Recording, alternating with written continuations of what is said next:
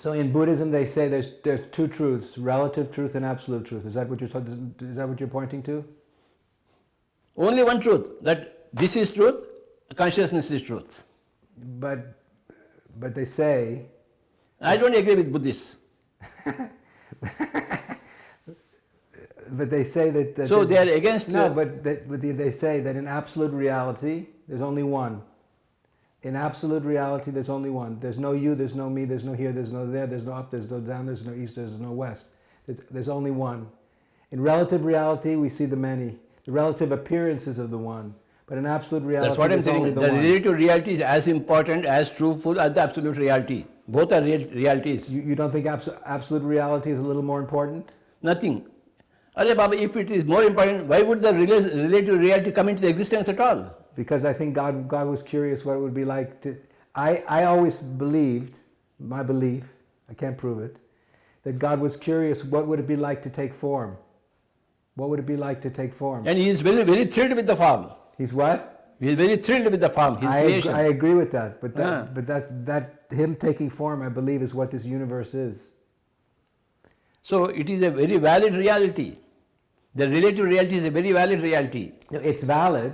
I agree with you. It's valid, but it's valid and it's real, as you say. I agree, it's real, but there's a difference between being relatively real and absolutely real.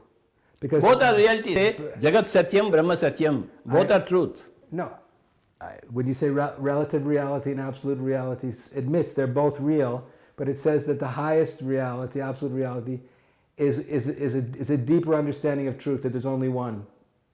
See, or none. You will be able to better live in the relative reality when you understand that universal reality Correct, also. Correct, absolutely. It changes everything. Understand? Changes everything. So you will be able to enjoy your relative reality. Because we know it's only relative. I like my ice cream. I like my cricket. But yes, but the difference is we could say an enlightened person knows that relative reality is only relatively real, and that's why he or she is able to be here without fear. Whereas an unenlightened person doesn't know that relative reality is only relatively real. They believe it's absolutely real, so therefore they live in fear. For me, the so-called your relative reality and absolute reality are both equal, and equal importance, equal greatness, equal significance. But relative reality can't give us moksha. When you don't know the absolute reality, then it gives you dukkha. That's my but point. When you know your absolute reality, this That's gives my you point. more. This gives added importance. I agree completely with that. It means that all is God. All is God. The body is God. The liver is God. The heart is God. Yes. So now begin to respect this heart, these lungs. Exactly. I respect sex. Huh? Huh? Yes. Sex is very good. Sure. I respect ice cream. Yes. Ice cream is too good. Everybody loves ice cream. So The best of relative reality is ice cream and sex. see, in this lifetime, I am not given to meditation at all. I am not like Ramana Maharshi. No, to sit in meditation. No. I want to be in the so-called relative reality, which is for me absolute reality.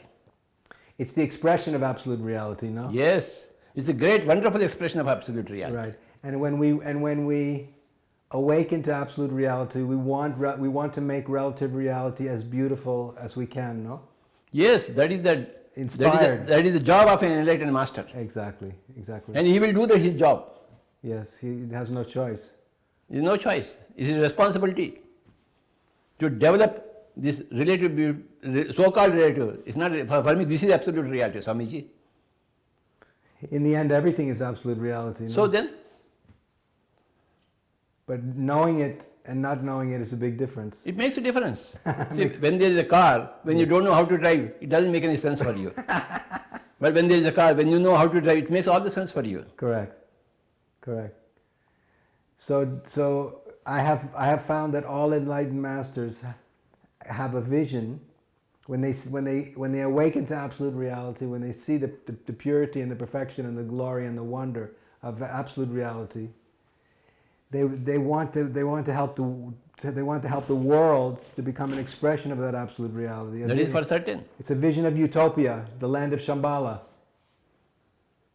That's what we have created here in Pyramid Valley. Exactly.